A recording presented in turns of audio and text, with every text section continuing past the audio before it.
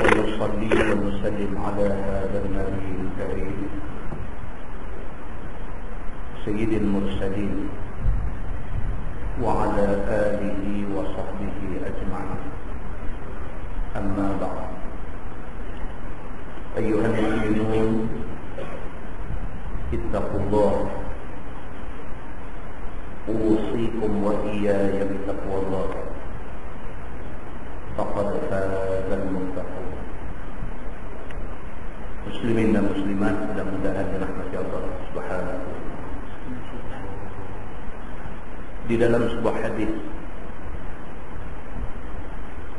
an Aisyah radhiyallahu anha qalat, kana li Abi Bakr radhiyallahu anhu ghulam yukhriju lahu al-kharaj, wa kana Abu Bakr radhiyallahu anhu ya'kulu min kharajihi. فجاء يوما بشيء فأكل منه أبو بكر، فقال له الغلام: أتدري ما هذا؟ فقال أبو بكر: وما هو؟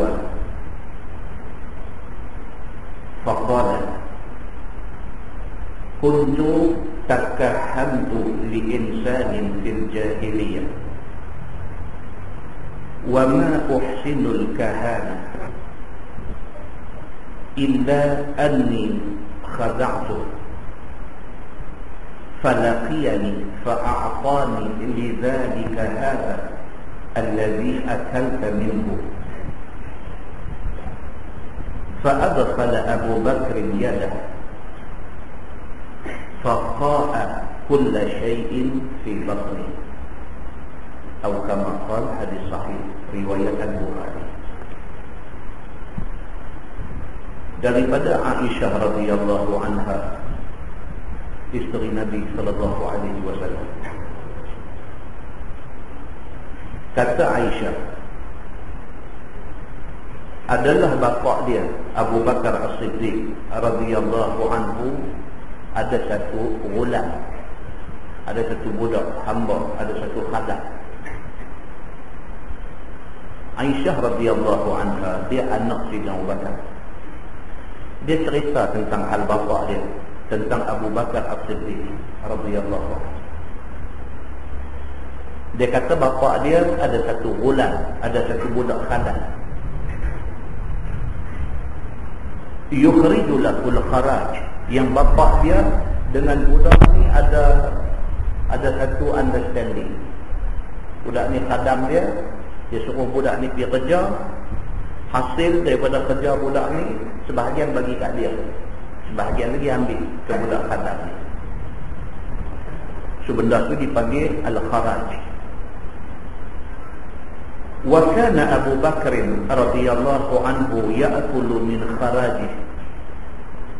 Kata Aisyah, hasil daripada kerja khadam ni, bila khadam ni pergi kerja, dia dapat hasil, sebahagian dia bagi kat Sayyidina Abu Bakar, bahagian hak dia bagi tu Sayyidina Abu Bakar buat makan dia hari-hari. Faja'a yawman bi syai'in fa'akala minhu Abu Bakar. Kata Aisyah, macam biasa, pada satu hari budak khadam ni balik daripada kerja, dia bawa balik satu makanan dibagi dekat Sayyidina Abu Bakar. Fa'akala minhu Abu Bakr, bila bagi Abu Bakar makan makanan tu. Macam hari-hari lah, dia pergi kerja, apa dia dapat dia bawa balik main, sebahagian dia bagi kat Sayyidina Abu Bakar, sebahagian nak dia balik makan. Bahagian hak dia bagi tu kalau makanan, Sayyidina Abu Bakar makan. Macam itulah hari tu pun dia bawa balik benda, dia bagi dekat Sayyidina Abu Bakar. Bila Sayyidina Abu Bakar dapat, Sayyidina Abu Bakar makan. Faqala lahul ghulam: Atadri ma hadha? Bila Sayyidina Abu Bakar ambil benda tu makan, budak ni, hamba dia ni kata dekat dia, kata dekat Sayyidina Abu Bakar, dia kata atadri ma hadha, dia kata tuan tahu kan tuan makan apa tu? Faqala Abu Bakr wa ma huwa, Sayyidina Abu Bakar kata apa benda? Apa benda yang hang bagi dekat aku, yang kemudiannya hang tanya pula aku makan apa? Apa benda ni? Faqala kuntu takahantu li insanin fil jahiliyah wa ma uhsinul kahana. Hak aku bagi tadi tu, kata dia, adalah hasil yang aku dapat daripada tolong tenung nasib orang.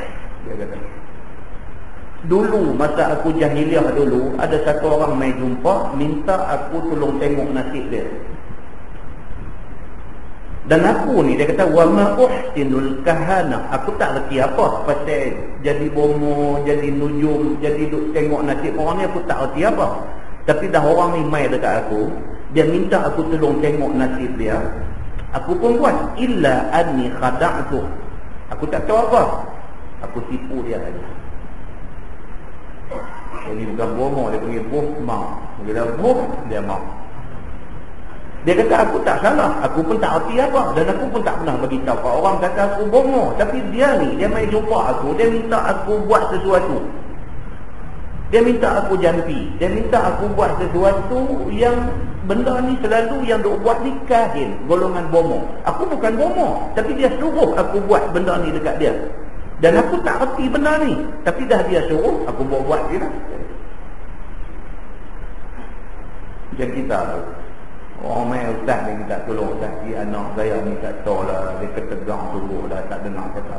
Kita minta tolong hajat dengan ni, ustaz buat ayam apa ni. Kita abang dekat dia, kata saya takat bantu ayam minggu, saya erti. Lain saya tak erti, saya abang awal-awal, terus terang saya beritahu, saya tak erti. Dan ustaz minta tolong ni, hajat ni saya main jauh ni, minta tolong. Tak, saya tak erti sungguh. Kadang melawak-melawak lah, tak erti sungguh. Saya tak pernah belajar tentang benda ni, dan saya tak tahu apa tentang benda ni.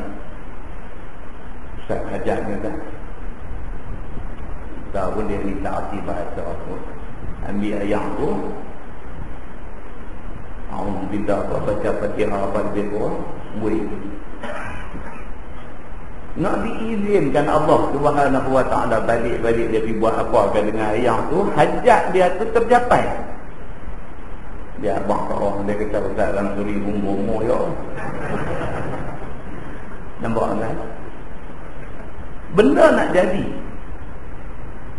berlaku kepada budak ni, kepada ghulam, kepada hamba, kepada khadam Sayyidina Abu Bakar As-Siddiq ni. Dia memang tak tahu apa tentang hal perdukunan ni, dia tak erti apa tentang hal nak nujum, nak tengok nasib orang ni, dia tak tahu apa. Tapi mai satu orang jumpa dia, jamak dia duduk tenang, tengok nampak dia ni janggut pun ya, ayam muka nampak orang juga. Tengok cara dia balut sorban pun, dia balut suka dia. Dia pun main jumpa dia, dia pun minta dekat dia. Dia kata aku tak tahu apa. Dia kata dekat Sayyidina Abu Bakar, dia kata wa ma uhsinul kahana, aku tak tahu apa, aku tak erti, aku tak pandai tentang hal ni. Hal nak jampi-jampi orang ni aku tak tahu. Dia kata illa anni khada'tu, melainkan dah dia duk main duk suruh juga, aku tipu dia. Aku buat macam jampi apa kan, bagi dia. Falaqiyani, tadi ni dia ni mai jumpa aku, dia kata. Kawan yang hari tu ni mai jumpa minta suruh jampi apa-apa ni, aku pun dah suruh sangat aku buat pipi. Tadi ni dia mai jumpa aku, falaqiyani fa'a'tani lidzalika hadha allazi akalta minhu. Tadi dia mai jumpa aku ni, dia bawa mai makanan ni, bagi dekat aku makanan yang tuan makan dekat ni. Hak dia bagi dekat saya sebagai upah kepada saya jampi dia, sedangkan saya bohong dia. Fa adkhala Abu Bakr yadah faqa'a kulla shay'in fi batnihi. Abu Bakar As-Siddiq bila dengar macam tu, dia jolok tangan masuk dalam rengkung dia, dia muntah keluar balik apa yang ada dalam perut dia. Hadis itu hadis sahih riwayat Al-Bukhari. Muslimin dan muslimat yang dirahmati Allah sekalian. Daripada hadis ini dapat kita faham bahawa generasi para sahabat Nabi, Sayyidina Abu Bakar As-Siddiq, Sayyidina Umar Al-Khattab, Uthman bin Affan, Ali bin Abi Talib, Abdul Rahman bin Auf, Talhah bin Ubaidillah. Ini nama-nama para sahabat Nabi yang hebat-hebat ni. Generasi para sahabat Nabi ini adalah generasi yang cukup jaga soal hukum yang melibatkan halal haram. Dia cukup jaga. Macam biasa dia ni duk balik mai, kalau benda tu makanan, Abu Bakar akan ambil makan. Biasa macam tu. Tapi hari ni bila bawa balik mai, dia buat macam biasa, dia makan. Tiba-tiba budak ni bagi tahu kat dia, kata yang hak makan tadi tu bukan macam hari-hari lain. Hak tu ada masalah sikit. Yang tu orang bagi dekat aku kerana dia menganggap itu upah kepada aku jampi dia dulu. Sedangkan aku bohong dia aja. Aku bukan rezeki pada jampi-jampi ni. Dia ada anggap kata aku jampi dan benda tu jadi, dia mai bagi upah dekat aku tadi. Abu Bakar As-Siddiq bila dengar aja macam ni, dia jolok ompong dia, bagi muntah keluar balik makanan tu. Dia tak mau perut dia telan benda-benda yang syubhat, apatah lagi benda haram di sisi Allah Subhanahu wa taala. Maka tidak heran tuan-tuan, para sahabat Nabi, mereka adalah generasi yang sampai hari ini sampai kiamat mereka boleh dijadikan contoh kepada kita semua. Mereka tak mau, mereka tak teringin untuk terlibat dengan benda-benda yang haram. Muslimin dan muslimat yang dirahmati Allah SWT. Berbeza dengan kita hari ini. Kita hari ini minta duit haram. Minta dekat orang. Kita tahu bahawa benda yang kita minta tu, kalau orang tu bagi, itu riswah, itu rasuah. Tapi kita minta, kita punya mau dengan benda haram ni, sampai macam tu sekali. Beza kita dengan generasi para sahabat Nabi ridwanullah alaihim ajma'in. Di dalam sebuah hadis lain, riwayat daripada Anas radhiyallahu anhu, kata dia, qala Rasulullah sallallahu alaihi wasallam li Ubay bin Ka'b radhiyallahu anhu, inna Allah azza wa jalla amarani an aqra'a 'alayka lam yakun alladhina kafaru ila akhir ayat. Qala Ubay wa sammani lak. Qala Nabi sallallahu alaihi wasallam, na'am sabaka, atau kama qala, hadis sahih muttafaqun alaih. Daripada Anas bin Malik radhiyallahu anhu, kata dia, Nabi sallallahu alaihi wasallam pada satu hari bersabda kepada Ubay bin Ka'ab radhiyallahu anhu. Anas bin Malik, dia kata satu hari Nabi sallallahu alaihi wasallam keluar daripada masjid. Nabi panggil Ubay. Ubay bin Ka'ab ni dia katibul wahyi, dia penulis wahyu pada zaman Nabi sallallahu alaihi wasallam. Satu hari Nabi keluar daripada masjid, Nabi panggil dia. Nabi panggil Ubay bin Ka'ab. Nabi panggil, "Ta'al ya Ubay." Mai sini tak? Begitu. Bila Ubay mai di depan Nabi, Nabi kata, "Inna Allah azza wa jalla amarani an aqra'a 'alaika." Allah Subhanahu wa taala suruh aku supaya aku bacakan kepada engkau ini ayat, lam yakunil ladzina kafaru min ahli kitab, daripada surah Al-Bayyinah. Nabi keluar dari masjid, Nabi panggil Ubay, Nabi kata dekat Ubay macam tu. Nabi kata, Ubay, Allah suruh aku baca ayat ni, surah Al-Bayyinah ini, lam yakunil ladzina kafaru min ahli kitab ni, Allah suruh aku baca ayat ni dekat hang. Qala Ubay bin Ka'ab ni bila dengar macam ni terkejut dia. Allah suruh Nabi mai baca ayat tu dekat dia, dekat Ubay. Spesifik Allah suruh kepada Ubay. Kata Ubay, wasammani lak. Ubay kata, ya Rasulullah, adakah Allah Subhanahu wa taala sebut nama aku di depan Tuhan? Jadi Nabi kata dekat dia ni, Allah suruh ni aku baca lam yakunil ladzina kafaru min ahli kitab, Allah suruh aku baca dekat hang. Ubay dengar, itu terkejut. Dia tanya balik Nabi. Dia kata, wasammani laka. Adakah Allah sebut nama saya, nama Ubay ni, Allah sebut nama saya dekat tuan?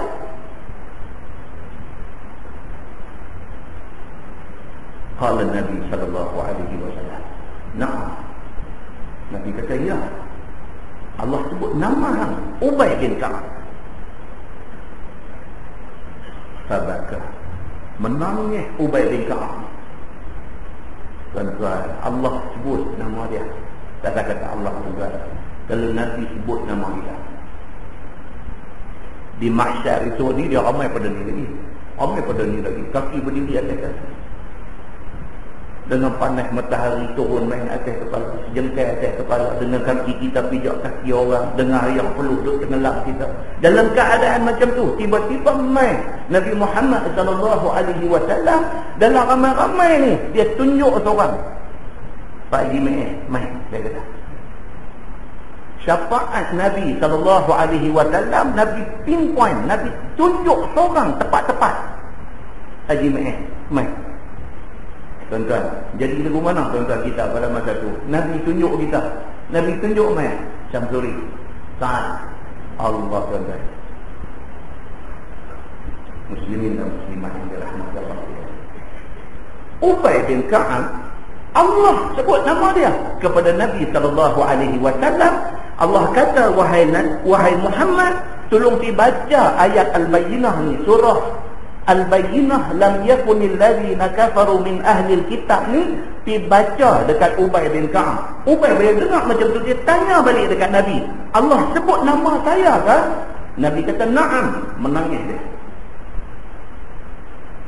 Muslimin dan muslimat yang dirahmati Allah sekalian, hadis itu hadis sahih, muttafaqun alaih. Pasal apa Ubay jadi macam tu?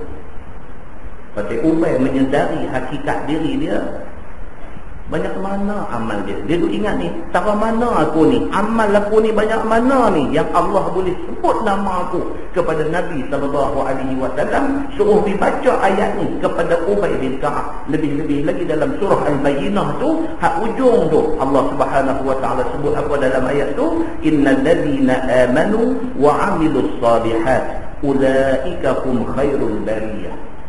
Jazaohum 'inda rabbihim jannatu 'adnin tajri min tahtiha al-anhar khalidina fiha abada radhiyallahu 'anhum wa radu 'an dzalika liman khashiya rabbah. Dalam ayat tu Allah Subhanahu wa taala sebut sesungguhnya orang-orang yang beriman, orang yang buat amal soleh, depa ni sebaik-baik manusia. Allah kata. Balasan kepada orang yang beriman, yang beramal saleh, yang menjadi manusia paling baik ni, jannatu adnin tajri min tahtihal anhar. Tuhan kata dekat depa ni aku bagi syurga yang di bawah dia anak sungai duk berlari. Khalidina fiha abada. Depa kekal dalam syurga selama-lama. Radhiyallahu anhum.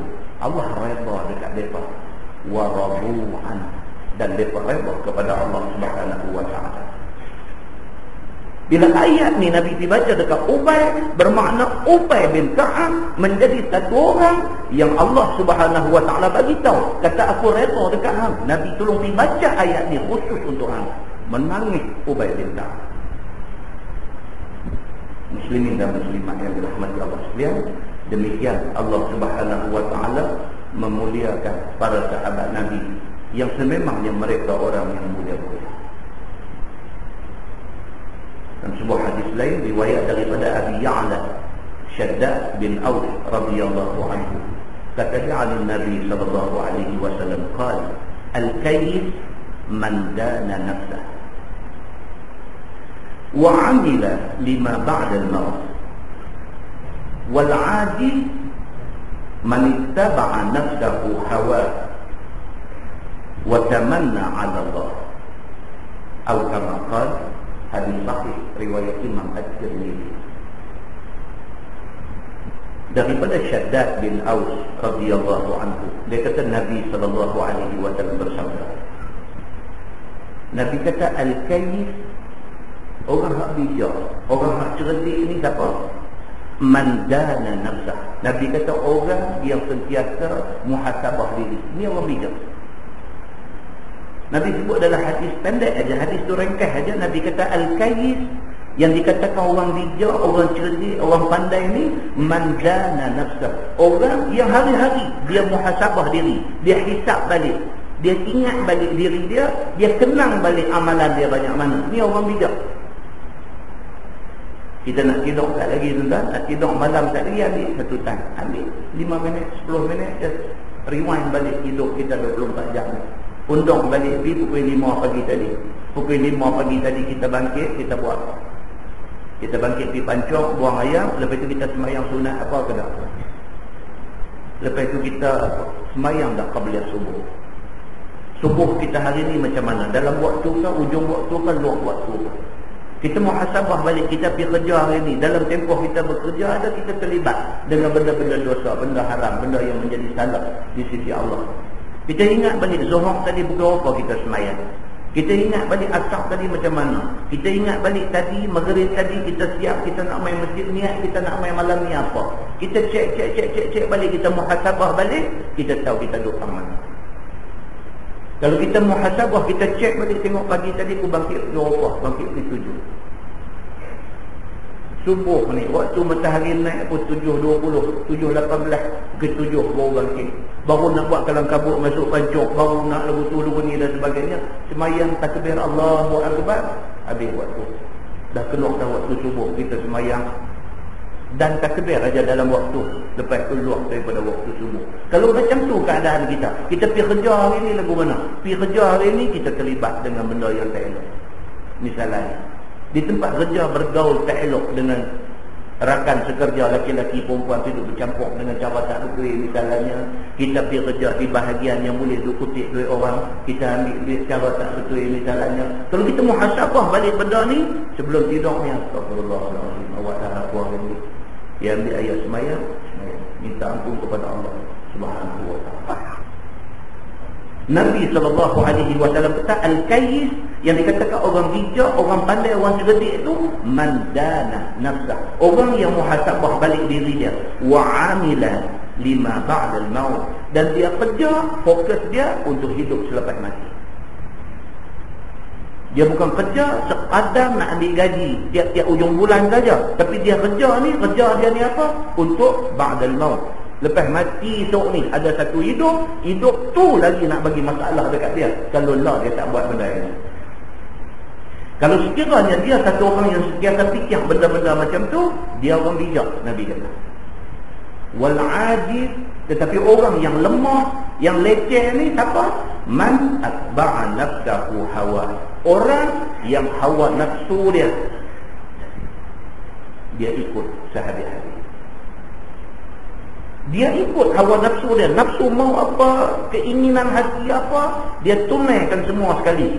Wa tamanna 'ala Allah. Ini orang yang leceh. Nabi kata, dia ni tamanna, duk angan-angan, duk cita-cita nak masuk syurga, tapi dia tidak beramal untuk melayakkan dia masuk syurga. Ini orang leceh, kata Nabi SAW. Hadis itu hadis sahih, riwayat Imam At-Tirmidzi. Muslimin dan muslimat dirahmati Allah sekalian, kira Allah, kira kita, mana kedudukan kita di depan Allah Subhanahu wa ta'ala? Kira kita banyak mana dah baik yang kita buat. Kalau takdir kata balik malam ni tidur tu sekali dengan Tuhan panggil kita balik, cukuplah hak kita nak bawa balik menghadap Allah Subhanahu wa ta'ala. Kalau kata macam tu, tak boleh tentu tuan-tuan, dah tidur malam ni tidur tu je dah. Kalau tidak, Nabi tidak ajak kita doa bila celak mata pagi, alhamdulillahillazi ahyana ba'da ma amatana. Segala puji bagi Allah, Tuhan yang bagi hidup balik kita ni selepas tadi kita mati. Pasal apa? Pasal ada orang, dan ramai pun orang yang Allah ambil dia waktu tidur. Tidur tu sekali hari. Sebelum tidur, muhasabah benda ni, minta ampun kepada Allah Subhanahu wa ta'ala. Mudah-mudahan Allah kesian kita, Allah tetap kita di atas jalan kebenaran, insyaAllah. Mudah-mudahan mukadimah itu memberi manfaat kepada kita semua. Kita menggunakan Bahrul Mazi jilid 16, jilid 15. Bahrul Hadi jilid 15, muka surat 67. Muka surat 67 dia kata bala itu mengenai rasa orang baik ataupun jahat. Bala kalau Tuhan buat turun mai dia tak kira apa. Orang alim ke, orang soleh ke, orang yang selalu duk buat baik ke, kalau Tuhan dah murka kepada sebahagian daripada orang yang ada di dalam masyarakat tu, Allah buat mai bala dia akan kena semua. Dia tidak mai kepada orang buat maksiat saja. Dia tidak mai kepada orang yang buat dosa saja. Bala Tuhan kalau mai, habis semua orang kena. Kita nak kategorikan, kita nak classify satu kejadian itu sebagai bala ataupun tidak. Wallahu a'lam. Bukan kita orangnya. Kita nak kata polis kena ribut tu bala dekat depa. Kita nak kata orang pokok senang Kedah kena bala ribut itu bala dekat depa. Kita nak, tak boleh nak kata. Tak boleh nak kata. Tapi apa juga ketentuan yang Allah buat mai kepada satu-satu tempat itu, ada hikmah di sebaliknya. Kalau ada orang berdosa, itu pengajaran kepada dia. Kalau ada orang soleh, itu amaran kepada dia. Kerana dia membiarkan orang-orang yang buat dosa ni buat, sedangkan dia tidak menegur perbuatan itu. So dia nak bagi tahu kat kita malam ni, dia kata bala Allah kalau mai, dia kena belaka. Orang baik, orang jahat kena belaka. Sesungguhnya apabila di dalam satu negeri itu telah penuh dengan maksiat, maka diturunkan Allah Subhanahu wa taala bala ke atas sekalian penduduknya. Negeri ini kalau dia buka pintu kepada maksiat duk masuk, Tuhan dia buat mai bala dia, habis semua orang kena. Seluruh penduduk negeri itu kena belaka dia kata. Sama ada di dalam ahli negeri itu ada orang soleh ataupun tidak ada. Tuhan dia tak kira dah. Kalau dah Allah Subhanahu wa taala kalau dia murka dengan maksiat yang berleluasa, dia hantar mai kena semua dia kata. Maka semuanya akan kena bala itu belaka. Bermula dalil yang menunjukkan atas yang demikian adalah tersebut di dalam hadis riwayat At-Tirmidzi. Kata dia an Aisyah radhiyallahu anha qalat qala Rasulullah sallallahu alaihi wasallam yakunu fi akhir hadhihi al-ummah khatfun wa maskhun wa qadhfun. Maksudnya diriwayatkan daripada Aisyah radhiyallahu anha, kata dia telah bersabda Nabi sallallahu alaihi wasallam, akan jadi pada akhir umat ini satu, ditelan bumi. Akan jadi kepada umat akhir zaman ini, Nabi kata satu, apa dia? Kena telan bumi. Bumi telan. Semacam mana Qarun zaman Nabi Musa dulu, bumi telan dengan dia, dengan harta meredak dia sekali, maka benda yang sama boleh jadi kepada umat akhir zaman ini. Lah dia duk main dah ni, signal sikit-sikit, tanah terlebih. Tanah terlebih. Tak lagi tamu kena, tak lagi tami kena, tak lagi dia terlebih pergi jatuh dapur rumah orang, tak lagi dia terlebih tengah lebuh raya. Itu baru signal. Hak nak main betul esok ni, dia telan orang. Tanah tu dia telan orang, dia kata. Dan dia kata yang kedua akan main kepada umat akhir zaman ini wa mafkhun, dan berubah rupa menjadi rupa menatang. Seperti mana yang kena kepada umat Bani Israel dulu. Dulu umat Bani Israel kena. Allah tukar mereka ni bagi jadi qiradah, bagi jadi kera, wal khanazir, dan bagi jadi khinzir. Allah ubah muka mereka bagi jadi rupa kera, rupa buruk, dan Allah ubah bagi jadi rupa khinzir. Tapi Nabi SAW bagi tahu dalam hadis yang kita baca ni, benda macam tu akan jadi kepada umat akhir zaman. Na'udzubillah. Minta dekat, jangan kena dekat kita, dekat anak cucu keturunan kita, dekat kawan rakan kita, dekat jiran tetangga kita. Minta jauh benda-benda macam ni, tak mau juga. Pasal apa? Kena tu dah satu azab. Nak menanggung malu akibat daripada kena tu lagi satu azab. Kena tu, tuan tubuh yang kena tu dah satu azab. Kalau kena dekat ahli keluarga kita, na'udzubillah. Kalau kena dekat ahli keluarga kita, tanggung habis malu ni. Kalau kena dekat suami bini malu, kalau kena dekat isteri suami malu, kalau kena dekat mak anak-anak malu, kalau kena dekat anak mak pak malu, kalau kena kat adik-beradik lain malu. Kalau kena ni tuan-tuan, malu tu juga satu azab. Dia pakat bercakap habis satu kampung ni, dia kata pak dia ni dulu itu tukar muka bagi jadi Na'udzubillah min zalik. Nabi SAW bagi amaran, Nabi kata benda macam ni akan mai menjelang kiamat. Mungkin kita duk baca hadis tak tahu rasa takut kat Tuhan. Boleh dengar saja ke? Boleh dengar saja. Ataupun lebih teruk lagi, kita dengar kita tak percaya. Tak nak jadi macam tu. Jangan berdoa. Ni hak kita duk baca ni, Allah suruh Nabi bagi tahu ke kita. Takkan Allah Subhanahu Wa Taala saja nak gempak kita. Takkan Nabi SAW saja nak bohong kita. Melainkan apa yang Nabi kata, wa ma yantiqu 'anil hawa in huwa illa wahyun yuha. Nabi bercakap ni bukan daripada nafsu, hawa nafsu dia, tetapi wahyu yang Allah bagi ke dia. Dia bagi tahu ke kita. Baik. Kemudian dia kata apa? Dan kena rejam dengan batu api, wa qadhfun. Dan juga satu bala akan mai kepada umat akhir zaman ini. Apa dia? Bala kena rejam dengan ketui api, seperti mana yang kena kepada Abraha apabila dia nak mai nak serang Kaabah. Dia sampai di satu kawasan, Allah hantar mai burung ababil tarmihim bihijaratin min sijil faja'alakum ka'asfin ma'kul. Macam mana Abraha pernah kena, macam tu boleh kena kepada umat akhir zaman ini. Begitu. Baik, dia kata dengan sebab pasal apa Allah buat main tiga macam ni? Allah jadikan kepada manusia ni satu bala di telan bumi. Allah buat main kepada manusia akhir zaman ni, rupa manusia tukar jadi menatang. Allah buat main kepada manusia akhir zaman ni bala azab dalam bentuk kena rejam dengan batu api daripada neraka. Dia kata kerana penuh maksiat di atas muka bumi diperbuat oleh mereka itu. Puncak dia satu aja, Allah marah pasal manusia ni buat maksiat di atas bumi dia.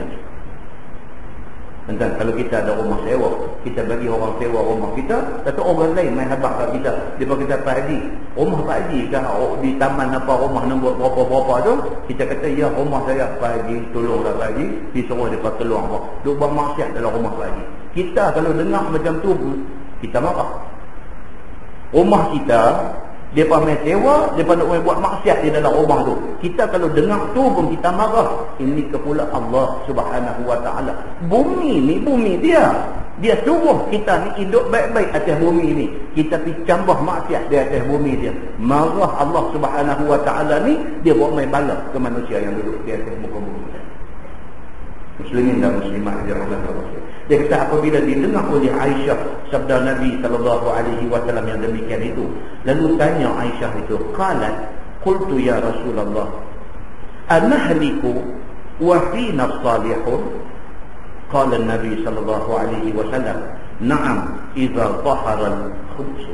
Maksudnya kata Aisyah radhiyallahu anha, aku tanya kepada Nabi, ya Rasulullah, Tuhan hamba kata akhir ini umat akan ditelan bumi, akan berubah muka jadi menatang, akan direjam dengan batu api daripada langit dengan kerana maksiat yang mereka buat. Tetapi adakah akan dibinasakan seperti yang disebutkan itu? Padahalnya kami, di dalam kalangan kami ada orang-orang yang saleh. Aisyah bila dengar Nabi habaq kata umat akhir zaman akan kena tiga benda ni, Aisyah tanya Nabi. Aisyah kata, ya Rasulullah, dia kata, kalau orang-orang saleh, orang yang baik-baik ada dalam masyarakat, boleh kena juga kan azab macam ni? Kalau saya duduk sebelah rumah ustaz, boleh kena kan? Kalau dalam kampung kami ada alim ulama yang cukup hebat, yang bagus, boleh kena kan? Kalau dalam masyarakat kita ni masih lagi ada golongan-golongan yang disebut sebagai as-salihun, boleh kena ke bala yang disebutkan tadi? Jawab Nabi SAW, bahkan turun juga kebinasaan itu jikalau ada di dalamnya orang yang berbuat maksiat itu orang saleh sekalipun. Nabi kata, ya, bala Tuhan main walaupun dalam masyarakat itu ada orang saleh. Pasal apa? Pasal ada orang buat maksiat, kerana tu bala main. Nabi SAW jawab macam itu. Apabila zahir dan terus terang dan banyak segala maksiat itu berlaku tersiar di merata tempat, tetapi sekiranya maksiat itu tidak zahir, maka tidaklah dibinasakan. Ada kata selagi mana maksiat itu berlaku dalam keadaan yang tersorok, tidak dalam bentuk yang terang terbuka ditunjuk maksiat, berlaku secara tersorok, orang tak tahu pun, duk ingat kata elok tapi ada dalam rumah tu ada maksiat, dalam rumah ni ada maksiat. Kalau macam tu, Nabi kata bala Allah tidak akan main kepada semua. Tapi kalau maksiat ni ditunjuk terang-terang depan mata, ketika itu bala Allah akan main dan kena kepada semua. Muslimin dan muslimat yang dirahmati Allah sekalian. Kata At-Tirmizi, ini hadis gharib daripada hadis Aisyah radhiyallahu anha. Tajuk baru dia kata bab ma jaa fi tulu'i syamsi min maghribiha. Ini satu tajuk. Dia kata dan akan datang pada menyatakan hadis yang membicarakan matahari terbit daripada sebelah barat. Ini semua tanda-tanda besar nak jadi kiamat. Biasa-biasa kita dah tengok matahari naik ke timur, turun ke barat. Tiba-tiba satu hari itu dia akan jadi terbalik. Kita bangkit-bangkit pagi tengok cerah kat belah ni. Sedangkan sini tempat jatuh matahari. Tiba-tiba bangkit pagi tu belah tempat jatuh matahari ni, matahari naik. Itu petanda kiamat dekat sangat dah. Ketahuilah saudara-saudara, matahari terbit daripada maghrib itu akan menjadi satu tanda bahawa itu hampir kiamat dunia ini. Bila matahari terbit sebelah maghrib, maghrib maksudnya tempat terbenam. Yang kita duk kata waktu maghrib. Dan kalau orang Pulau Pinang Kedah ni kata waktu mengarit.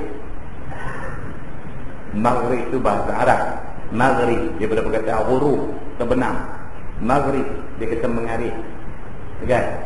Dia kata, bila matahari tiba-tiba naik ke sebelah matahari jatuh, tempat jatuh matahari naik, itu tanda kiamat sudah dekat. Kerana tiap-tiap suatu itu apabila berubah dia daripada aturan biasa, maka itu tanda menunjukkan hampir binasa. Bila biasa macam lain, dia jadi luar daripada kebiasaan. Tahu tak? Biasa-biasa kita bangkit pagi nak pergi kerja, start kereta sekali ya, enjin terus hidup kereta. Itu start sampai 17 kali dia tak mau hidup. Itu lain daripada biasa. Maknanya apa? Maknanya pomen nak boleh duit. Pomen nak boleh duit. Kereta ni ada hal. Biasa-biasa kereta ni dia keluar asap tak nampak. Tiba-tiba dia keluar asap ni, dia dengan memusin, dia dengan color hitam, luar daripada kebiasaan. Maknanya kereta tu nak melingkupkan. Sama ada perlu overhaul ataupun tukar baru. Yang tu ya.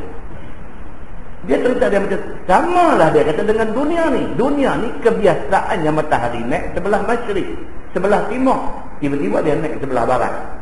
Makna kata dunia ni nak lingkupkan. Itu maksudnya. Maka bolehlah kita ambil bandingan dengan tubuh badan kita dan lainnya. Daripada mula ia jadi dan zahirnya ke dunia ini, pastilah pekakeh, semua pekakeh kita dan pekakeh di dalam perut kita berjalan dengan betul. Jadilah tubuh badan itu hidup dengan selamat. Kalau lagu biasa ni, makna kita selamat, kita sihat, tak ada masalah apa. Dia kata selalu sehari kita 2 kali aja pergi buang air, 2 kali aja. Tapi bila dia main selang 15 minit duk pergi pancung, ni ada tak kena tang mana. Ni ada tak kena tang mana. Pasal apa?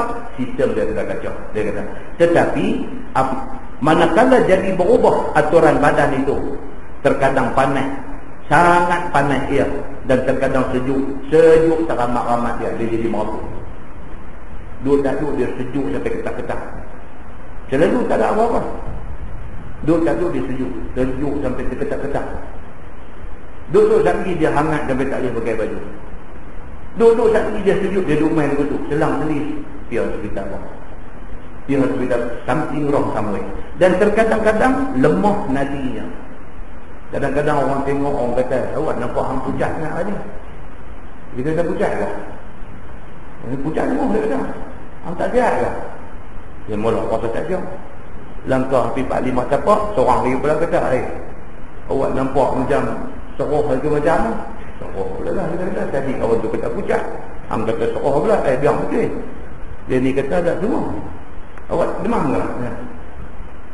Kalau tak ada apa-apa kan. Jalan 4-5 tapak ni, jumpa satu orang pula. Ui, dia kata hang nampak hantu lah. Dia main lagu tu leceh. Pasal apa tuan-tuan? Dia ada benda tak kena. Sampai orang nampak kita, nampak pelik. Pegang-pegang nadi, lemah. Sakit awalnya. Itu menunjuk kata ada benda tak kena. Maka menunjuklah mau binasa ya. Mau binasa. Kata orang masuk hospital, orang duk pergi tengok.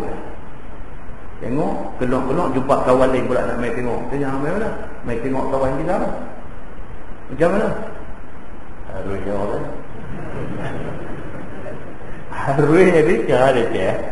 Kalau dengar ke telinga kita, ada dia kata harus kita dengar kawan main abang kita harus. Cepat lagi. Nampak tak? Pasal apa? Orang tengok dia tahu ada tak kena dengan kita. Begitu. Baik, istimewa pula apabila seseorang itu dah tua, terkadang-kadang sendi di sini sakit, terkadang-kadang sendi di situ sakit. Bila main tua, dia kalau kata. Kita jaga macam mana lah. Tak minum air, duk minum air masak, ada bila pun. Dengan tua ni tak payah. Balik tidak, kita tangkap tinggal. Tangkap tinggal. Betul lama tak nampak main masjid. Atau lah hari tu silap balik macam mana tu dia meletup. Dia meletup. Apa yang meletup? Pinggang meletup. Lepas tu seri orang rumah tak pergi mana. Pinggang meletup. Padahal umur 75. Dia patut meletup lah. 75 umur. Memang patut dah kalau duduk cargah lagi 75 pun dia duduk tanggung undi pergi balik tak ada apa. Orang pun ditanya lah. Hang ada membelah apa-apa lah. Pasal umur tua tu memang sudah menjadi sunnah alam ini. Sudah menjadi lumrah alam ini. Umur tu memang tak boleh kuat dah. Begitu. Baik, so dia bagi tahu di sini. Dia kata manusia ni apabila umur dia dah sampai satu tahap, dia main dah. Sendi sana sakit, sendi sini sakit. Terkadang-kadang orat tu salah. Terkadang-kadang darah dalam badan jadi macam-macam. Sat lagi darah tinggi, sat lagi darah rendah, macam-macam jadi. Begitu. Maka terkadang-kadang kena sesak nafas sehingga sentiasalah turun tanda-tanda mau mati saat ini. Saat ni dia main penat. Dia main penat ni sampai kawan tengok pun penat. Dia memang penat. Ni kawan hak tengok ni. Kawan hak tengok ni pun penat sama. Tengok ke dia duk tarik nafas tu, tengok ke mata dia duk putih-putih tu, kawan hak tengok ni pun aku pun penat sama bila tengok dia penat. Ini cerita manusia bila dia nak main rosak ni. Dia duk main dulu. Demikianlah alam ini. Apabila berubah dia daripada aturan biasanya, maka menunjuklah itu masa mau binasa ia sebagaimana adatnya. Biasanya matahari terbit daripada masyrik, terus berjalan turun di maghrib. Tiba-tiba Allah Subhanahu wa taala ubah aturan itu sebentar. Dia kata, Tuhan ubah saat, iaitu berjalan matahari itu daripada maghrib dan turun di masyrik. Hari-hari duk naik timur turun barat, naik timur turun barat. Umur kita dah 80 dah. Itu yang kita duk tengok. Tiba-tiba masa umur kita 80 tu, tiba-tiba matahari naik ke sebelah barat. Dan bukan dia naik dia turun balik kiamat dah. Dia naik dia berjalan lagu biasa dan dia pergi turun di sebelah timur. Dia berlaku benda tu satu hari bagi semua orang tengok. Kalau masa tu manusia tak ambil pengajaran, tak ambil iktibar, habis manusia. Tentang manusia. Ini nama kita manusia ni bukan semua benda Tuhan tunjuk dia boleh ambil iktibar. Hak boleh ambil, hak tak boleh ambil ni berkenyah dah. Dia tak ada heran apa. Tuhan tunjuklah apa pun, dia tak heran dengan petunjuk Tuhan. Bila matahari pagi tu tengok naik belah barat, dia kata apa? Dia kata tahu macam mana boleh jadi begini. Dia tak ambil iktibar. Orang main habang tak ada. Orang kata benda ni dalam hadis dah sebut dah ni akan berlaku menjelang kiamat. Dia kata tak kiamat pun. Dia kata apa macam tu? Dia kata tak kiamat pun. Tak, bukan dia tanda nak kiamat, tapi ini tanda besar kata kiamat dah dekat. Tak ada apa ini, mesti ada tak kena tampang mana ni dia nak ikut. Dia duk cakap macam tu saja. Ada manusia yang tak boleh ambil iktibar ni, kita fikir pasal dia, kita boleh gila. Pasal apa dia ni tak boleh ambil iktibar? Tapi ada manusia yang macam tu dengan hati dia. Baik kata hadisnya, dia kata an Abi Dzar radhiyallahu anhu qala, dakhaltul masjid hina ghabati syams wan nabi sallallahu alaihi wasallam jalis faqala ya Aba Dzar atadri aina tadhhabu hadhihi. Diriwayatkan daripada seorang sahabat Nabi sallallahu alaihi wasallam, nama dia Abu Dzar radhiyallahu anhu. Kata dia, masuk aku ke dalam masjid pada waktu matahari jatuh. Abu Dzar, dia cerita hadis ni. Aku pergi masjid waktu maghrib, dia kata. Aku pergi ke masjid. Yang ni pada masa itu masuk matahari, mau jadi malam, maghrib lah. Dia pergi masjid nak sembahyang maghrib. waktu nak masuk malam, dia kata. Dan Nabi SAW ada duduk di dalam masjid. Nabi duduk ada dalam masjid. Maka sabda Nabi kata, "Ya Abu Dzar, adakah kamu tahu ke mana pergi matahari?" Tengok tuan yang kata Nabi. Dia kok mana pun dia cari masa, dia cari ruang, dia cari kesempatan untuk nak ajak sahabat. Dekat nak maghrib, Nabi dah duduk ada di masjid. Nabi duduk tu nampak Abu Dzar main. Nabi panggil dia. "Ya Abu Dzar, Abu Dzar main sini sah." Nabi kata, "Ni malam ni, matahari tak ada kan? Tadi siang matahari ada. Lah, matahari tak ada. Hang tahu tak matahari di mana?"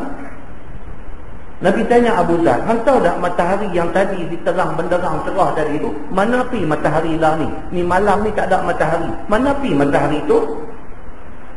Dan Nabi SAW ada duduk di masjid. Dia tanya Abu Dzar, "Ke mana pi matahari ni?"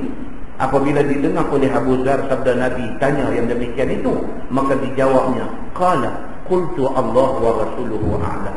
Kata Abu Dzar, Allah dan Rasul yang lebih mengetahui. Ini adab sahabat. Bila Nabi tanya satu soalan yang memang mereka tak tahu jawapan dia, dia berjawab terus, Allah wa rasuluhu a'lam. Kami tak tahu. Allah dan Rasul yang lebih tahu. Dan kami tak tahu apakah yang seperti demikian itu, melainkan khabar daripada Allah dan ajar daripada Nabi SAW saja. Dia berkata Allah dan Rasul dia tahu ni ke mana pi matahari mata ni. Maka apa yang diajar oleh Allah dan apa yang diberitahu oleh Nabi, itu sahajalah yang kami tahu. Dan barang yang tidak diajar oleh Allah dan tidak diberitahu oleh Nabi, maka jahillah kami. Dia, para sahabat Nabi, mereka bergantung sepenuhnya kepada apa yang Allah, apa yang Nabi beritahu. Kalau tak beritahu, kami tak tahu. Mana pi matahari, kami tak tahu. Qala fa innaha tadhhabu tasta'zinu fi sujud fayu'zanu laha wa ka'annaha qad qila laha iqla'i min haythu ji'ti fatatlu'u min maghribiha. Sabda Nabi SAW menjawab kata Abu Dzar tadi, bahawasanya matahari telah pergi dia untuk minta izin kepada Allah untuk sujud, maka diizinkan bagi. Nabi habaq begitu. Nabi kata bila masuk malam matahari tak ada. Matahari tak ada tu, Nabi kata matahari di mana? Matahari di menghadap Allah. Matahari di menghadap Allah. Dia pergi minta izin dekat Allah nak sujud di depan Allah. Dia minta izin kepada Allah, dia nak sujud di depan Allah, maka diizinkan kepada dia. Maka matahari pun sujud kepada Allah Subhanahu wa ta'ala. Tafsiran geografi abang kata ni malam, siang, bumi, matahari, bulan, bintang, tapi itu satu bab. Tapi dari perspektif agama, dia nak bagi tahu apa? Dia kata bila main malam, matahari tak ada. Matahari tak ada tu pasal apa? Pasal matahari tunduk kepada perintah Allah. Allah suruh jadi malam, maka jadilah malam. Tunduk kepada Allah tu maknanya dia sujud kepada Allah Subhanahu wa ta'ala. Matahari tak boleh bantah. Tak boleh mai pukul 7.30 malam, mai pukul 8 malam, mai pukul 9 malam, matahari tu buat ketegah, tak mau nak masuk. Dia nak jadi siang juga. Tak boleh. Allah dah kata dah 7.30 alhamdulillah hilang. Itu perintah Allah kepada matahari. Dan matahari sujud kepada Allah. Dia tunduk kepada perintah Allah. Mai 7.30 huruf dia. Terbenam dia. Tak ada dah dia. Tak ada dia tu pasal apa? Pasal dia tunduk kepada perintah Allah. Itu matahari. Matahari yang hebat macam tu pun tunduk kepada Allah. Manusia ni nak buat bantah Allah. Tuan-tuan bayang. Matahari tu kita nak pergi dekat tak boleh. Kita nak pergi dekat pergi dekat lebok kita ni. Padahal dia makhluk Allah. Allah jadikan dia satu makhluk yang hebat. Panas dia ni lautan api yang ada di permukaan matahari tu. Kalau makhluk manusia ni cuba nak pergi hampir lebok. Hebatnya makhluk Allah yang nama matahari ni. Makhluk Allah yang nama matahari yang hebat ni, Allah kata dekat dia 7.30 yang tak boleh ada. Dia tak ada enggak. Dia patuh perintah Allah. Macam tu. Baik, dia kata maka diizinkan baginya untuk sujud patuh kepada Allah. Dan sesungguhnya seolah-olah yang dikatakan kepada dia, terbitlah engkau daripada pihak engkau datang, maka terbit dia daripada pihak maghribnya. Dan akan sampai satu hari Nabi kata, bila dia malam, dia pergi menghadap Allah Subhanahu wa ta'ala, dia patuh perintah Allah. Pada masa tu Allah akan kata dekat matahari ini, wahai matahari, hang tunggu tangan untuk saya keluar yang itu. Akan mai satu hari Allah kata lagu tu, hang tunggu untuk saya keluar. Esok sepatutnya pukul 6 pagi, pukul 5.30 pagi, pukul 6 pagi, pukul 7 pagi, ikut negeri mana duduk, kena keluarlah. Tapi Allah kata dekat dia, jangan keluar. Dia akan patuh perintah Allah dan dia tak akan keluar. Dan berlakunya benda tu bermakna kiamat sudah hampir. Sudah Tuhan kata dekat dia, hang tunggu, jangan duk keluar ikut time biasa, hang tunggu. Dia tunggu dengan perintah Allah. Allah kata pula kat dia, hang keluar ke sebelah, hang jatuh tadi. Hang jangan keluar ke timur, hang pergi keluar ke barat. Matahari akan taat perintah Allah. Dia akan keluar ke barat pada hari yang diperintahkan Allah tu. Bila dia keluar tu, itu tanda kiamat. Dan manusia kena faham, pasal apa matahari hari ni dia tak keluar ke timur? Pasal apa dia keluar ke barat? Pasal hari ni Allah perintah dia keluar ke barat, maka dia keluar ke barat. Kita nak tahu apa yang Nabi kata ni betul tak betul, panjang umur hidup kita tengok. Dia lagu tu aja. Kita nak percaya semua benda yang kita dengar dalam Quran, yang kita dengar dalam hadis ni betul ke tak betul, tunggu saat kita kena tu, kita akan tahu. Hati kita mengaku akan betul. Anak tunggu matahari naik ke sebelah barat ni, tak sedang tak katakan tentang. Tunggu hari mati kita. Tunggu hari mati kita. Hari itu kita tahu. Bila mai waktu yang kata malaikat maut disuruh mencabut nyawa kita, waktu tu tuan-tuan nampak malaikat mai depan mata. Tuan-tuan melihat rupa malaikat maut ni dengan ainul yaqin, dengan mata yang penuh keyakinan pada masa tu. Tuan-tuan nampak, bini tuan-tuan duduk sebelah tak nampak, anak tuan-tuan duduk sebelah tak nampak, jiran sebelah-sebelah rumah bakal mai di rumah kita waktu kita sakit ni tak nampak. Tapi kita nampak malaikat masuk mai depan kita. Nampak dia mai baju putih ke baju hitam. Kita nampak dia mai depan kita macam mana. Kita nampak macam mana dia ambil nyawa kita, tarik keluar macam mana. Masa tu tuan-tuan, beriman kita kepada Allah Subhanahu wa ta'ala. Ingat dalam hati kita, oh, yang aku duduk dengar di masjid selama ni betul rupanya. Tapi sudah terlambat.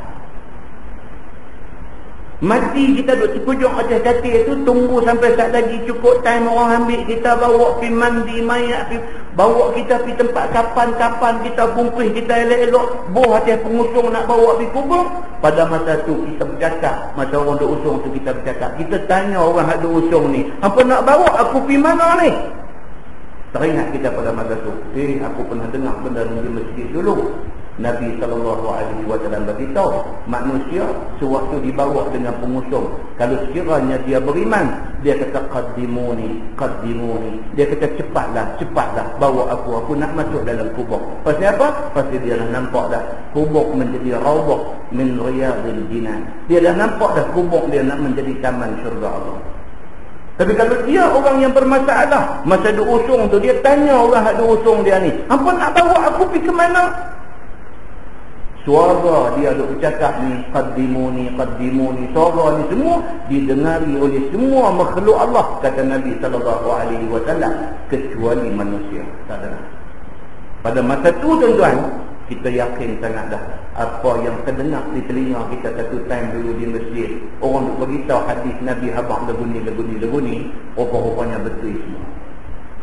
Bawa kita masuk dalam liang, masuk dalam kambuh aja kita dalam tanah tu, wajaa malakul qabri, maka mailah malaikat kubur duduk di tepi kita. Masa tu bertambah-tambah percaya kita. Sungguh rupa-rupanya apa yang Islam duk abak selama ni. Mai saja muka dan nakir duduk di depan kita, tanya kita ni, siapa Tuhan hang? Kita kata silap dah aku ni. Masa orang duk abak benda ni, aku tak mau nak percaya.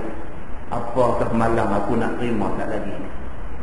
Duk tak lagi Allah hantar main ular yang kata Sujaul Aqra ni, main ular yang kata mata dia merah, yang kalau sekiranya dia naik ke atas muka bumi ni, Nabi kata dia menapah sekali aja. Napah dia tu kalau kena apa juga tumbuh-tumbuhan di atas muka bumi, hangus sebelaka semua. Kita jumpa ular tu di dalam kubur. Nauzubillah min zalik. Bila nampak aja kita kata betul dah apa yang kuduk dengar selama ni. Tapi ternyata lewat sangat-sangat dah kalau kita sedang pada masa itu. Muslimin dan muslimat yang dirahmati Allah sekalian. Baik, dia kata masalah matahari sujud pada tiap-tiap hari. Kata ulama, adalah matahari itu tiap-tiap kali ghurubnya maka sujud dia kepada Allah Subhanahu wa taala. Tiap-tiap kali maghrib matahari disujud kepada Allah Subhanahu wa taala. Maka Allah mengizinkan dia sujud. Kemudian disuruh Allah kembali terbit di sebelah timur, berjalan ke sebelah barat. Minta sujud pula dia kepada Allah, maka Allah izinkan kepada dia. Kemudian kembali dia terbit di sebelah timur, turun di sebelah barat. Melainkan apabila telah lihat matahari akan dunia ini penuh dengan maksiat di dalamnya, dia akan main satu time esok, maksiat ni dah melampau-lampau di atas muka bumi. Dan banyaknya maksiat itu tidak terkirakan lagi, serta tidaklah mereka itu peduli akan ajaran agama dan nasihat. Dia akan main satu time, orang tak heran dengan agama. Lah boleh gagah ni, boleh gagah kita ni dengan agama ni, orang mau banyak lagi kan. Dia main satu time esok ni tak mau agama. Tak mau agama. Apa agama? Apa Islam apa? Tentang macam pilihan raya baru ni, melarat sampai ke peringkat duduk tulis di poster ni, pergi mampus dengan Islam. Apa ni sampai macam tu? Orang yang tulis tu kita heran, siapa dia ni? Siapa dia? Manusia ni orang yang macam mana? Islam ke dia ni? Boleh pergi contiang di atas poster ni, contiang tulis tu pergi mampus dengan Islam. Apa ni? Kalau yang buat kerja tu bukan orang Islam, satu pasal ni. Tuan-tuan bayangkan kalau yang buat tu orang Islam. Subhanallah, Maha suci Allah daripada cedera dengan kata-kata orang yang macam ni. Dia nak tunjuk benci dia kepada agama ni, benci dia kepada Islam ni, tak sukanya dia ni, sampai macam tu dia pergi tunjuk. Apa ni sampai macam ni jadi? Nak abang kata apa? Ada segelintir manusia yang macam ni. Jahilnya tentang agama ni berada pada tahap yang macam tu, sampai ke tahap dia tunjuk benci dia pada agama dia sendiri, sampai dia ditulis macam tu. Muslimin dan muslimat yang dirahmati Allah sekalian, bila sampai satu keadaan di mana majoriti orang macam tu, kebanyakan orang tak mau agama, anak nak pakai tudung tak bagi misalnya, dia main tahap tu. Anak dia nak masuk universiti, dia pesan dekat anak dia, esok masuk universiti hang jangan pergi berkawan dengan orang yang pakai lagu ni. Dia tunjuk kat anak dia ni, bapak tak mau hang pergi universiti esok, hang pergi berkawan dengan ni, duk pakai kain-kain kelumbung macam hantu. Dia tu kata huduh-huduh dekat pakaian Islam ni. Hang jangan baik-baik, esok hang jangan pergi bercampur dengan orang macam ni, hak jenis duk taruh janggut ni, jenis duk pakai serban ni, hak jenis duk bercakap tak nak baca Quran, baca hadis ni. Bapak tak mau hang pergi campur dengan orang macam ni. Bila sampai satu masa itu, manusia jadi macam tu. Dia tak mau agama dan dia tak mau anak-anak dia pergi campur dengan agama. Bila sampai keadaan sudah jadi macam tu, Allah akan kata dekat matahari, hari ni hang keluar ke sebelah barat. Muslimin dan muslimat yang dirahmati Allah sekalian. Ataupun tidak ada orang yang memberi ingat dan memberi nasihat, ataupun tiada siapa endahkan hukum Allah dan Rasulnya lagi, maka pada waktu itu sujud matahari kepada Allah. Apabila sujud dia kepada Allah, minta izin dia kepada Allah, kiranya tidak kembali ke dunia lagi. Matahari minta dekat Allah, aku tak mau dah pergi ke dunia nak bagi cahaya dekat mereka semua. Aku tak mau dah, aku fed up dah tengok manusia di atas muka bumi. Matahari pun fed up dengan manusia apabila manusia maksiat yang teruk kepada Allah Subhanahu wa taala. Maka Tuhan izinkan dia tetap berada di bawah arasy Allah untuk beberapa malam. Baik, kata ulama, itulah makna sepotong ayat yang dibaca oleh Nabi sallallahu alaihi wasallam, seperti mana kata Imam At-Tirmizi, qala summa qara'a wa dzalika mustaqarrun lahu. Qala wa dzalika qira'atu Abdullah bin Mas'ud. Dan katanya kemudian dibaca oleh Nabi sallallahu alaihi wasallam atas sepotong ayat Quran yang kira-kira maknanya, dan itulah tempat baginya, kata At-Tirmizi, dan demikian itu bacaan Abdullah bin Mas'ud radhiyallahu anhu. Ini dia nak cerita kat kita. Masalah dia kata matahari keluar daripada sebelah barat. Dia nak cerita jadi macam mana benda ni. Yang kata matahari tak duduk pagi itu, dia tak keluar ke timur, dia naik ke barat. Macam mana jadi benda ni? Masalah, dia kata matahari keluar daripada sebelah barat, kata ulama. Setelah tetap matahari di bawah arasy itu 3 malam tidak bergerak, dia akan jadi macam tu. Bila dekat nak kiamat ni, malam tu jadi panjang. Malam tu yang biasanya malam daripada pukul 7 malam ni sampai pukul 6 pagi. Biasanya malam banyak 2 jam. Lebih kurang kita kata apa? 11 jam kata. Tiba-tiba malam sebelum matahari nak naik sebelah timur ni, malam tu 33 jam. Satu malam tu masa dia duk tarik seolah-olah 3 malam. Duk tunggu tak cerah ni. Awak malam ni lama ni. Duk tunggu tak cerah, duk tunggu tak cerah, duk tunggu tak cerah. Pasal apa? Pasal malam tu menyamai 3 malam. Begitu dia kata di sini. Supaya seperti mana ceritanya di dalam hal ini, maka jadi panjanglah malam itu. Tidak mengetahui akan panjang malam itu, melainkan orang yang sentiasa menjadi kebiasaannya bangkit untuk sembahyang tahajud. Orang yang sedang kata malam ni pelik, malam ni panjang, malam ni dia tak macam malam-malam yang lepas-lepas. Orang yang sedang ni siapa dia? Ahli tahajud. Dia bangkit malam untuk sembahyang tahajud. Biasanya dia bangkit, dia start dengan ambil ayat sembahyang, dia start dengan sembahyang sunat wudu 2 rakaat, lepas itu dia sembahyang tahajud 2 rakaat, lepas itu dia baca Quran, lepas itu dia zikir. Biasanya akan main waktu subuh. Tapi malam tu dia bangkit macam biasa juga, dia sembahyang sunat wudu, dia sembahyang tahajud, lepas itu dia baca Quran, lepas itu dia zikir. Tapi tak mau nak jadi siang juga, tak mau nak cerah juga. Dia keluar tengok-tengok malam juga. Aku silap bangkit awal, kata dia ni. Dia masuk balik dalam masjid, sambung ibadat dia, sambung sampai cemui, sampai puas. Tak mau nak siang juga ni. Keluar daripada masjid lagi, tengok gelap juga. Bahasa tu masuk balik, ibadat lagi, gelap lagi.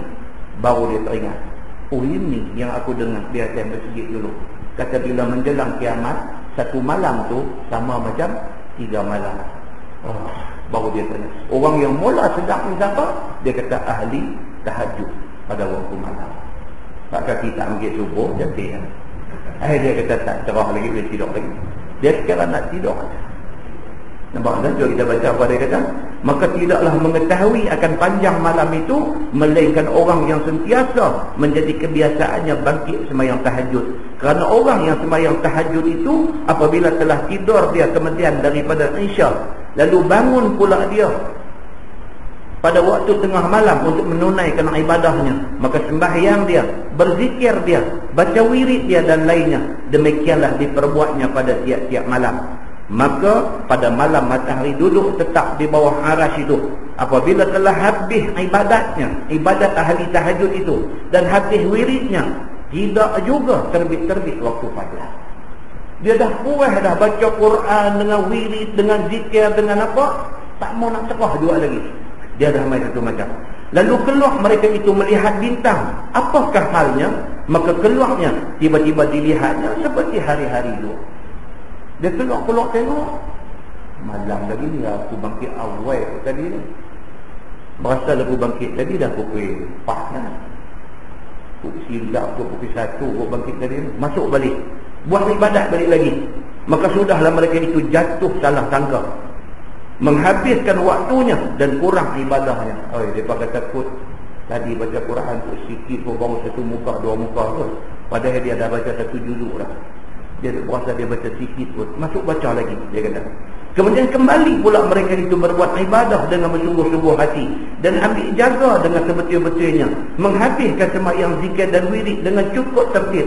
Tiba-tiba tidak juga terbit fajar dia. Masuk pergi buat lagi ibadat macam tu juga, keluar main, tak mau nak cerah juga lagi. Kemudian keluar mereka itu melihat kepada bintang-bintang di langit, nampak seperti macam biasa juga. Dengan kerana itu sudahlah takut orang itu. Baru dia main satu perasaan lagi, dia kata awak pelik dengan malam ini, macam tu. Maka apakah alamatnya ini? Maka inikah dia alamat kiamat? Lama-lama dapat yakin kepada mereka itu, inilah alamat kiamat. Lalu berkhabar setengahnya kepada setengah akan demikian itu. Maka berhimpunlah semuanya di dalam masjid, mohon kepada Tuhan. Lalu menangis mereka itu. Baru sedar, baru pakat duk telefon kawan-kawan. Yang pun tak sedar kan ni, malam ni dia jadi lain ni. Malam ni panjang sangat ni. Baru hang telefon aku, telefon hang kau pakat keluar main di masjid. Tuan-tuan, keadaan nak jadi macam tu. Masalah, dia kata matahari tidak terbit, telah jadi menggemparkan akan orang-orang. Matahari tak terbit, semua orang jadi kalau. Dia kata. Pagi itu, matahari tak mau terbit pada waktu dia.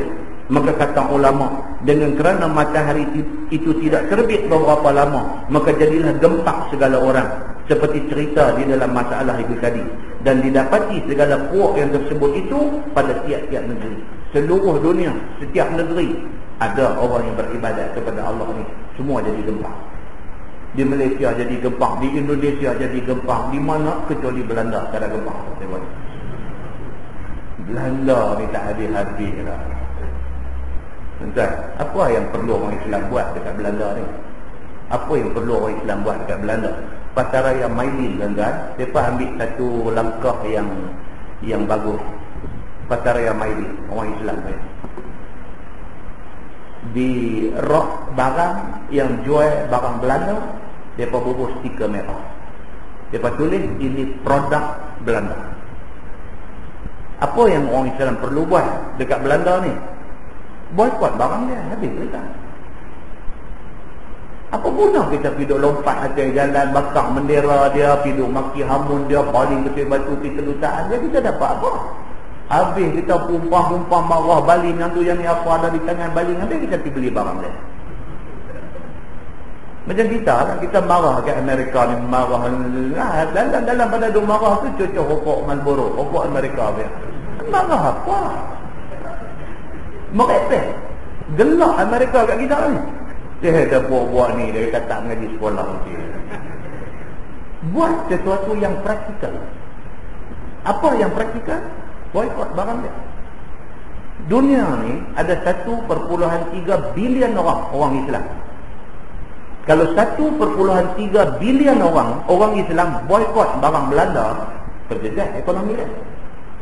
Sebab apa kan? Sebab orang Islam adalah consumer yang paling tinggi sumbangan dia kepada dunia perniagaan. Orang Islam ni adalah consumer, adalah pengguna yang cukup kuat buang duit untuk nak tolong orang lain.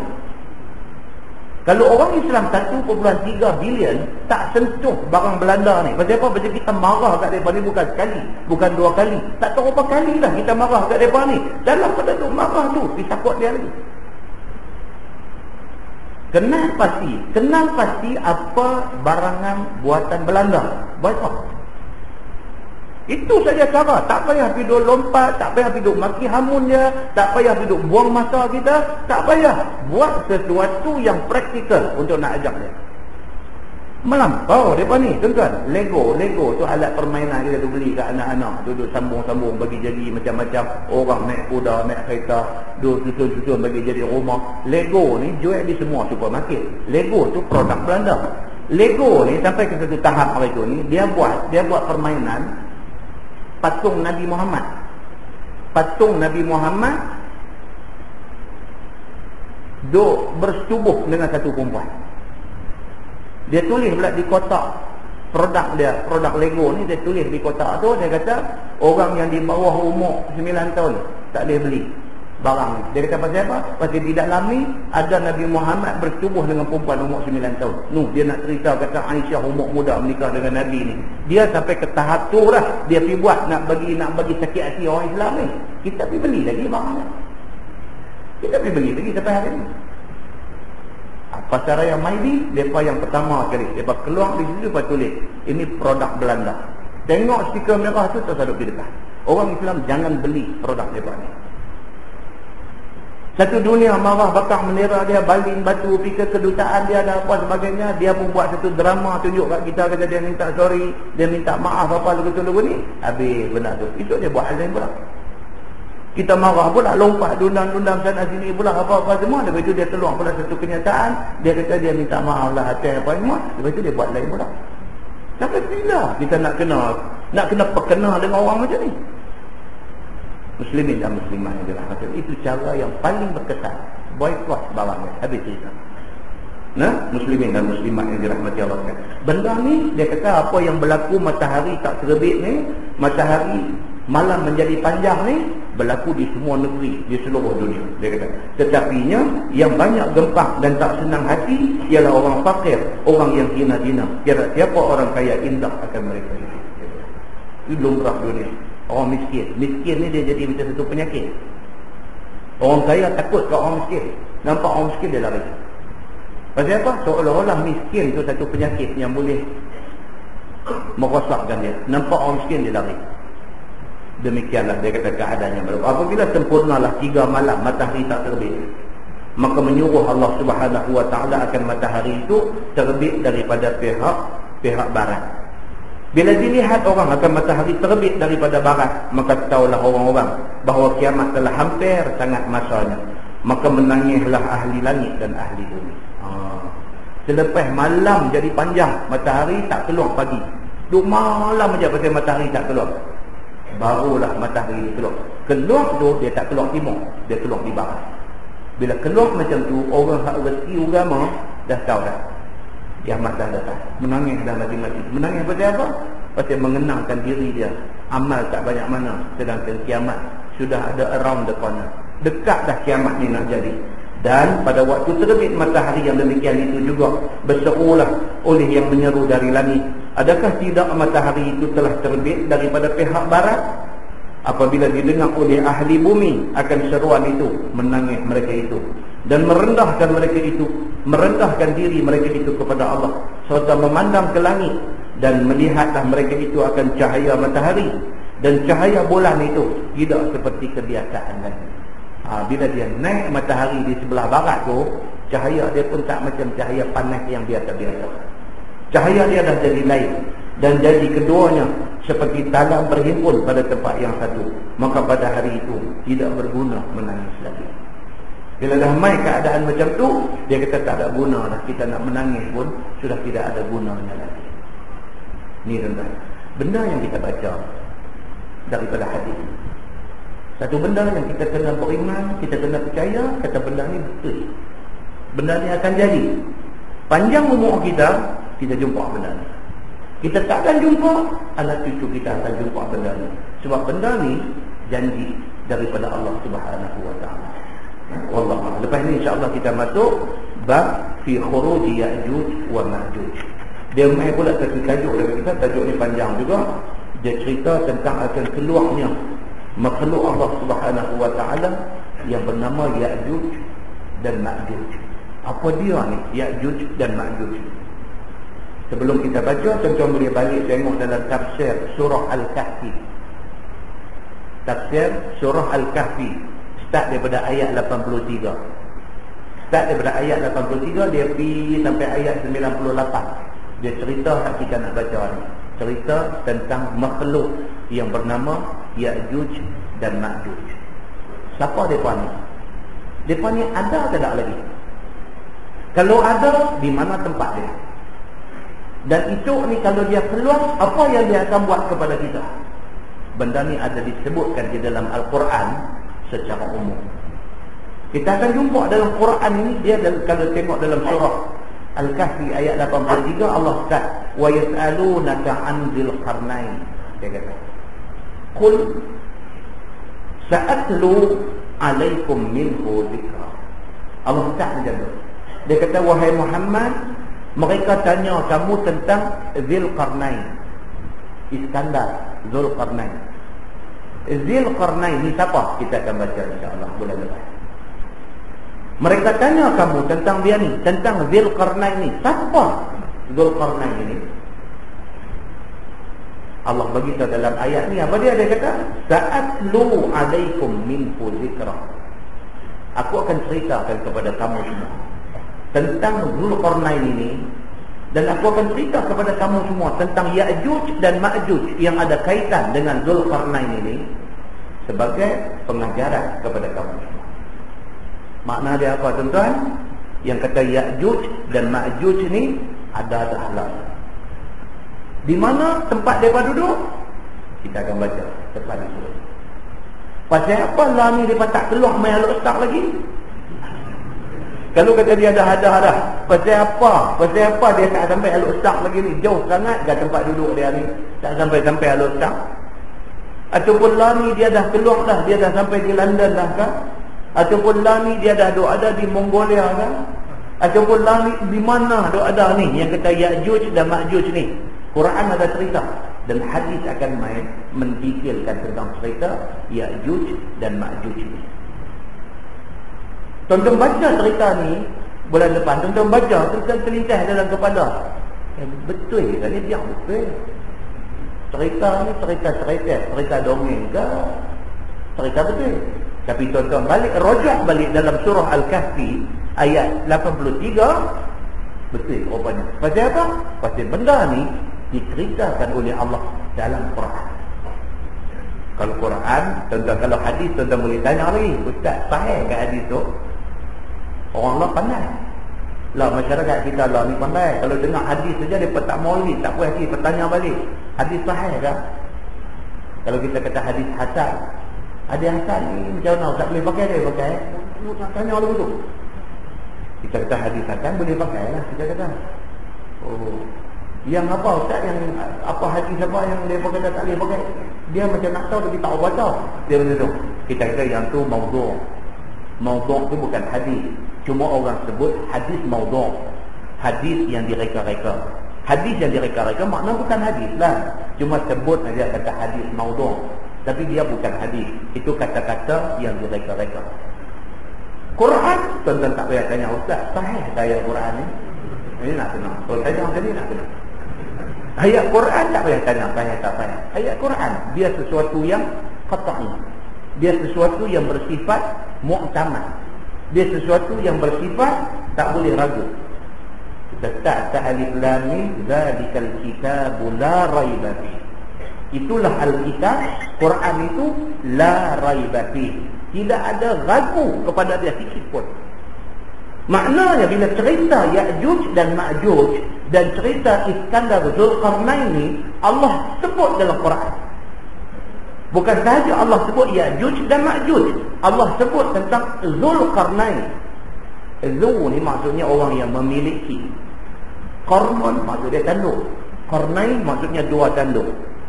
Iskandar ni dipanggil dia ni dengan nama Zulkarnain, orang yang memiliki dua tanduk. Pasal apa? Kita nanti tengok insya-Allah pada bulan depan. Dia ni siapa? Satu panglima ke? Satu pahlawan ke? Satu wali Allah ke? Satu nabi ke? Siapa ni Zulkarnain ni? Insya-Allah kita akan tengok bulan depan. Apa hebat Zulkarnain ini sehingga Allah sebut nama dia dalam Quran. Tentang Quran ni dia sebut dua. Satu dia sebut orang bagus-bagus, satu dia sebut orang yang paling celaka. Orang yang bagus-bagus dia antaranya apa? Nabi-nabi. Allah sebut Muhammadun Rasulullah wallazina ma'ahu. Allah sebut nama Nabi Muhammad. Nabi Muhammad orang paling bagus. Dalam Quran Allah sebut Nabi Nuh. Allah sebut tentang Nabi Yusuf. Ini semua orang bagus-bagus. Selain daripada Nabi, Allah sebut Luqman. Nama Luqman di dalam Quran. Luqman ni orang bagus. Selain daripada tu, Quran sebut nama Zulkarnain. Siapa dia ni? Sampai Allah sebut nama dia dalam Quran. Selain daripada hak bagus-bagus, hak jahat pun Allah sebut dalam Quran. Allah sebut Qarun, Allah sebut Fir'aun, Allah sebut Haman. Mereka ni disebut atas tujuan nak bagi tahu jahat mereka ni. Allah sebut dalam Quran tentang jahat mereka ni. Maka Quran ni dia sebut wa imma orang tu betul-betul baik, wa imma orang tu betul-betul jahat. Quran sebut nama mereka ni. Maka Zulkarnain di antara nama yang Allah pilih untuk sebut dalam Quran. Siapa Zulkarnain ini? Apa peranan dia dengan Ya'juj dan Ma'juj yang sudah ada ni? Ya'juj dan Ma'juj ni bila dia keluar main, apa dia nak buat dekat kita manusia di atas muka bumi ni? Allah Subhanahu wa taala cerita benda ni di dalam Quran, dan insya-Allah kita baca, dan ayat Quran itu akan diperkokohkan lagi dengan hadis Nabi sallallahu alaihi wasallam yang akan kita baca nanti. Kemudian tajuk yang akan datang juga tuan-tuan, dia Ya'juj Ma'juj cerita panjang. Cerita panjang. Lepas itu dia akan main pula bab ma jaa fil mariqah. Itu bab yang datang pada menceritakan tentang orang yang mariqah, yang dia murtad daripada Islam ni, Nabi buat bandingan seperti mana anak panah meluncur keluar daripada busar panah. Makna dia meninggalkan Islam macam tu punya sekali. Siapa golongan Al-Mariqah ini? Dan lebih menakutkan lagi bila kita baca cerita tentang golongan Al-Mariqah ni, golongan yang keluar daripada Islam, laju seperti mana lajunya anak panah keluar daripada busar panah ni. Mereka ni, sebahagian daripada mereka ni adalah orang yang membaca Al-Quran dengan lidah yang fasih. Kita nak baca tengok apa cerita di dalam hadis ni. Lalu kata golongan jahil tak reti agama. Satu, ini dia sebut dalam ni, mereka ni golongan apa? Yaqra'unal Quran la yujawizu taraqiyah. Mereka ni golongan yang sebut Quran, dan sebutan mereka memukau sebahagian orang, tetapi sebutan itu tidak melepasi hati mereka sendiri. Dia baca Quran ni dengar sudah, tapi Quran itu sendiri tidak ada di dalam hati dia. Mereka ini boleh meninggalkan Islam seperti mana anak panah keluar daripada busar panah. Nabi bagi amaran. Kita nak baca siapa golongan ini. Betul. Kemudian bab yang akan datang lagi pula, dia akan main cerita fil asarah. Bab ma jaa fil asarah. Cerita tentang bila nak pilih orang, siapa nak diutamakan. Kalau kita nak pilih orang, siapa yang kita nak utamakan? Nak pilih orang jadi pemimpin, jadi ketua, siapa yang kita nak utamakan daripada hadu-hadu? Orang Kedah pilih lah kan? Main tadi buat senyum lain macam semua kan? Kita nak tengok ni siapa golongan yang al-asara, yang kita nak beri keutamaan dalam nak memilih. Bukan sahaja pilih pemimpin macam tu. Pemimpin nak pilih orang menjadi mufti dalam negeri dia, misalnya mufti yang macam mana yang dia nak pilih, itu juga masuk di dalam al-asara. Kalau sekiranya ada di depan dia calon yang nak dipilih menjadi mufti, calon yang nak dipilih menjadi qadhi, calon yang nak dipilih untuk memegang jawatan-jawatan utama di dalam negeri, yang ada di depan dia tu, yang satu orang tu alim, dia mujtahid. Ada seorang lagi pula alim, mujtahid dan wara'. Dia macam tu. Dia ni nampak dari segi alim, masya-Allah, alim. Bangkit tidur pun ditanya hukum apa dia boleh jawab sekali dengan ayat Quran hadis, dia boleh baca alim, masya-Allah. Mujtahid, dia satu orang yang boleh berijtihad dan memberi hukum. Cuma masalah dia satu, wara' tak ada. Wara' tak ada, ilmu banyak, dari segi boleh menjadi mujtahid, mengeluarkan ijtihad dan sebagainya, tapi nampak jua, nampak sombong, nampak tidak ada wara'. Satu. Hak seorang lagi pula alim ada dekat dia, mujtahid ada dekat dia, wara' pula ada dekat dia. Bila ada dua ni, hak mana nak diberi keutamaan? Ini benda-benda macam ni Islam dia bawa mai secara detail, secara tafsir. Kita nak pilih macam mana. Kita nak pilih orang cakap pandai saja ke, sedangkan ilmu tak ada. Kita nak pilih orang yang bukan sahaja dia ada ilmu, bukan sahaja dia mujtahid, bukan sahaja dia wara', tetapi cakapnya fasih. Hak ni dah kita nak pilih. Apa keutamaan yang kita nak bagi di dalam nak memilih orang untuk nak memegang sesuatu jawatan? Pasal apa tuan-tuan? Pasal jawatan, apa juga jawatan. Bukan saja nak jadi menteri besar, bukan saja nak jadi exco Kerajaan Negeri, bukan saja nak jadi wakil rakyat, bukan saja nak jadi mufti, bukan saja nak jadi qadi, bahkan nak jadi imam masjid, bahkan nak jadi ketua kampung, bahkan nak pilih dia bagi pegang satu jawatan. Dia kena tengok macam-macam benda. Dia kena tengok macam-macam benda. Bukan pakai mewan susum siapa menang habis jadi. Bukan macam tu cerita dia. Pasal apa? Pasal dalam Islam, jawatan itu adalah taklif, adalah satu beban amanah. Jawatan itu bukan tasyrif. Dia bukan satu benda yang membawa glamour dan show perasaan seorang diri. Tak. Jawatan itu satu taklif, satu beban amanah yang dia akan ditanya di hari akhirat itu. Hari ini dia akan bincang tentang benda itu. Kemudian dia akan main pula kepada kita satu tajuk, ma akhbara Nabi sallallahu alaihi wasallam ashabah bima huwa ka'in ila yaumil qiyamah. Nabi sallallahu alaihi wasallam pernah pada satu hari, Nabi selepas sembahyang subuh, Nabi terus bagi satu khutbah nasihat kepada sahabat-sahabat dia. Nabi sambung. Nabi cerita habis segala benda yang Nabi rasa Nabi perlu cerita. Sehingga sahabat kata apa?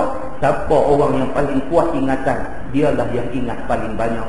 benda yang dipesan oleh Nabi SAW. Ini Nabi SAW, dia pernah sampai macam tu. Dia pesan dekat sahabat dia ni, dia pesan dan cukup waktu berhenti semayang. Habis dia sambung pesan. Nabi tak buat selalu benda ni, Nabi buat sekali itu aja. Sekali itu menjadi ingat yang cukup kuat di dalam diri para sahabat Nabi ridwanullah alaihim ajma'in. Nabi dia tunjuk satu benda tu kalau penting, kadang-kadang Nabi ulang sebut 3 kali. Even dalam bab berdoa pun, Nabi kalau berdoa, benda yang Nabi minta tu benda penting, Nabi ulang dalam doa tu 3 kali. Nabi minta dalam doa tu, Nabi ulang 3 kali. Nabi ulang. Makna kata benda tu Nabi nak sangat, Nabi berhajat sangat kepada Allah Subhanahu wa ta'ala. Bila Nabi mengajar pun sama. Kalau benda tu penting, Nabi repeat. Bila Nabi ulang benda tu, tidak bermakna Nabi tak ada modal, tetapi benda tu penting, kerana itulah Nabi ulang berkali-kali. Ini juga ada mas di dalam hadis, insya-Allah. Ilmu Allah Subhanahu wa ta'ala ni cukup banyak. Kita tak mengaji, kita tak tahu banyaknya ilmu Allah Subhanahu wa ta'ala. Bila kita mengaji, baru kita tahu dia banyak benda tuan-tuan kita tak tahu. Tuan-tuan sebagai orang ahli ilmu, duk mengaji ilmu ni, tuan-tuan kadang-kadang banyak benda dalam kepala tuan-tuan yang tuan-tuan jadi satu tanda tanya, jadi question mark yang tak ada penjelasan. Tuan-tuan tengok ada satu ustaz pakai serban, tuan-tuan tengok ada satu ustaz pakai buah serban macam Saudi macam tu. Hak mana satu sunnah Nabi? Tuan-tuan ingat kat kepala. Tuan-tuan tengok ada satu ustaz ikat serban macam saya ni. Tuan-tuan tengok ada satu ustaz ikat serban, telinga serat tutup, serat buka. Tuan-tuan tengok ini pun satu style pakai serban juga. Ini style sajakah ataupun ada hadis yang menceritakan dia? Tuan-tuan ada benar tu teringat nak tanya. Yang kadang-kadang soalan tu teringat masa tu lupa. Tapi dia kekal sebagai satu tanda tanya dalam diri tuan-tuan. Tuan-tuan tengok satu orang semayang, bila sujud, kaki dia rapat masa sujud. Tuan-tuan tengok satu ustaz semayang, sujud, kaki dia buka begitu. Tuan-tuan tengok katuk dengan buka ni suka hati lah. Siapa nak katuk, siapa nak rapat-rapat kaki, siapa nak buka-buka kaki ke? Ataupun ada hadis yang menceritakan hak mana satu yang Nabi buat. Dia banyak benda. Tuan-tuan nanti teringat nak tanya banyak benda. Misalnya, adakah sunnah Nabi ini kena cukup licin kah? Ataupun sunnah Nabi ini dia kata gunting saja misal, jangan bagi dia paut di dalam mulut kah atau macam mana kah? Hak sunnah Nabi nya cukup kah ataupun terima saja kah? Tentu pun kadang pasal ustaz ni macam style ustaz dan dia lah kan, kita pun tak tahu hak mana satu hak Nabi buatnya. Jawapannya cuma ada bila mengaji. Jawapannya ada bila mengaji. Bila mengaji kita baca-baca hadis, oh kita jumpa benda ni. Oh ni yang aku duk tunggu selama ni baru jumpa dia. Kan tentu main masjid, main jemaah. Sembahyang jemaah dalam khutbah kedua, khatib baca doa. Tengok ada orang angkat tangan doa, ada orang tak angkat tangan. Tuan-tuan beralih balik kiri, tengok ada ustaz juga angkat tangan. Tengok balik kanan, ustaz juga buat tak angkat tangan. Jadi tuan-tuan kata betul dia angkat tak angkat tangan. Kan? Tak soal betul soal salah tu soal nombor 2. Soalnya betul-betul angkat ke tak angkat. Benda macam tu tuan-tuan, yang memerlukan kupasan ilmu. Bila kita mengaji jumpa, oh baru kita cari ustaz saya duk tunggu tajuk ni dah bertahun dah ni. Rupanya nak datang ni, apanya dia kata. Dia tengok dulu. Tengok pula ada satu ustaz pula bila mai tang baca doa, bila mai tang doa tolak bala dia terap tangan macam tu. Dia baca. Ada satu ustaz pula dia baca doa tolak bala, Allahumma dfa'an al-bala wal waba. Tapi tangan dia duduk betul. Kita pun tengok betul-betul kenal betul ke kenal betul kan. Kita kata pasal hak duduk betul ke ustaz, hak buat betul ke ustaz. Betul-betul hak mana satu? Dalam agama kata macam mana? Benda-benda macam ni bukan soal benda nak apa hang betul aku salah, bukan macam tu. Kita nak tahu hadis kata apa tentang benda ni. Bila kita tahu tu berasa satu ketui duduk dalam dada ni, berasa lega. Aku tahu dah benda ni.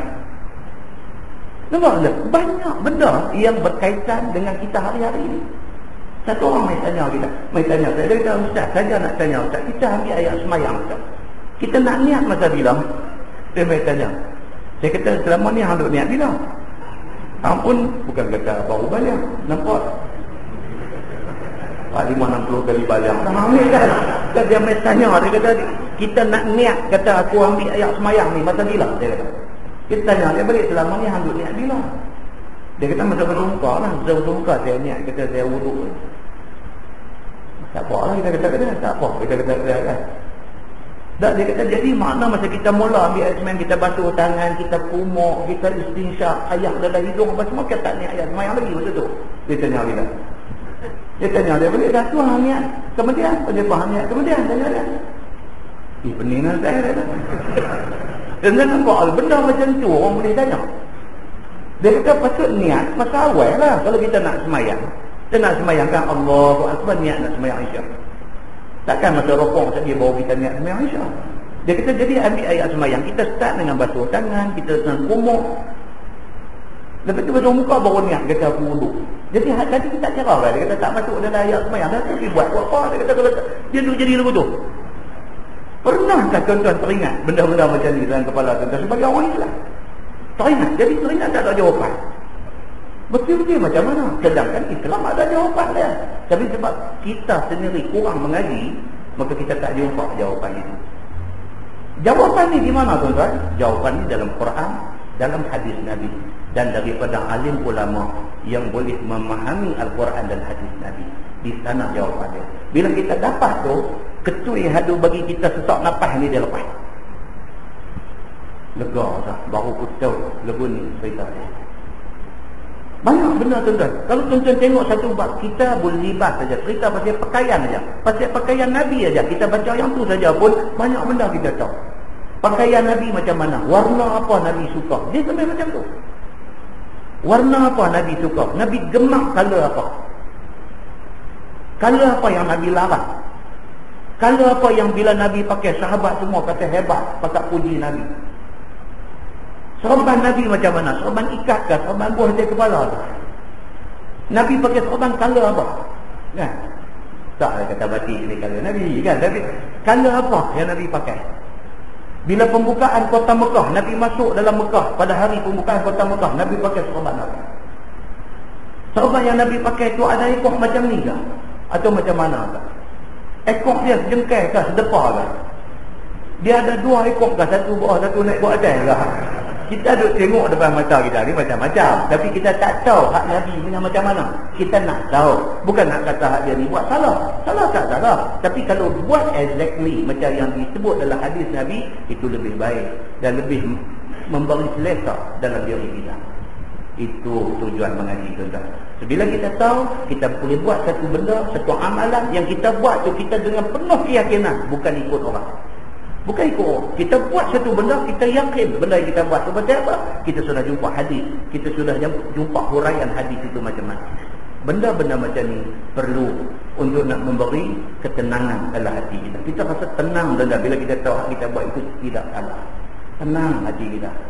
Lebih daripada tu, kita minta dekat Allah. Minta, ya Allah, bagi kekuatan kepada aku untuk nak buat benda-benda baik ni. Ya Allah, tegakkan tapak kaki aku di atas jalan kebenaran-Mu. Ya Allah, hidupkanlah aku sama dengan orang yang beriman. Ya Allah, bagilah aku mati dalam keadaan beriman. Ya Allah, bangkitlah aku di hari akhirat itu bersama dengan orang-orang yang beriman kepada Allah Subhanahu wa taala. Itu aja tuan-tuan dan tuan-tuan. Lain tak ada apa. Saya pun itu yang saya mau. Lain tak ada apa. Keredaan Allah Subhanahu wa taala. Redha Allah tidak main, melainkan kalau kita duduk tetap atas jalan benar. Mudah-mudahan Allah tolong kita dalam hal ini. Nah, wallahu a'lam. Yang baik daripada Allah, kita tangguh dengan tasbih kafarah dan surah Al-Asr.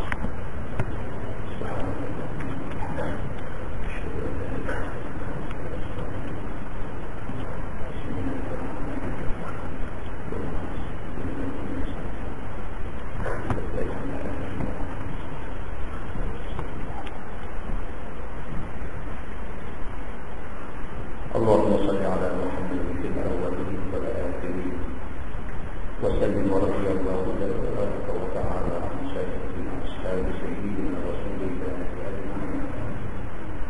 بسم الله الرحمن الرحيم. الحمد لله رب العالمين حمدا يوافي نعمه ويكافئ مزيدا. يا ربنا لك الحمد كما ينبغي لجلال وجهك الكريم وعظيم سلطانك. رضينا بالله ربا وبالإسلام دينا وبمحمد نبيا ورسولا. اللهم افتح علينا فتوح العارفين وارزقنا فهم النبيين بجاه خاتم المرسلين. اللهم فقهنا في الدين وعلمنا التأويل واهدنا صراطك المستقيم اللهم أرنا الحق حقا وارزقنا اتباعه وأرنا الباطل باطلا وارزقنا اجتنابه اللهم اجعل جمعنا جمعا مرحوما وتفرقنا من بعده تفرقا معصوما وصلى الله على محمد وعلى آله وصحبه وسلم والحمد لله رب العالمين. السلام عليكم.